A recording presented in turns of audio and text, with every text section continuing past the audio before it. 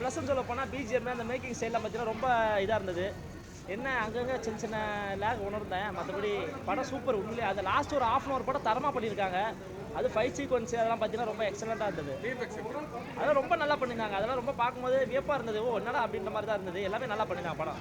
கண்டிப்பாக நல்ல படம் பார்க்கணும், தேட்டரில் வந்து பார்க்கணும். இந்த படத்தை கண்டிப்பாக பார்க்கலாம். அந்தளவுக்கு படம் சூப்பரான ஒரு படம், ஒர்த்தபுளான. மைனஸ்னால் சின்ன சின்ன லேக் தான் தலைவா. நம்ம லேக் நம்ம ஏன் மைனஸ் நினைக்கணும், எல்லாமே பாசிட்டிவ் தான். நம்ம படத்துக்குள்ளே போயிட்டோம்னா ஆரம்பிக்கும் போது ஒரு ஃபஸ்ட் ஹாஃப் ஃபுல்லாகவே கொஞ்சம் சம்மந்தம் இல்லாத சில விஷயங்கள் போவோம். செகண்ட் ஹாஃபில் ஃபுல்லாகவே கலக்கிட்டாங்க உண்மையாக அந்தளவுக்கு. ஐயோ ரொம்ப க்யூட் தலைவா, ரொம்ப அழகாக பண்ணியிருந்தாங்க. அவங்களுக்காக தான் வந்தது.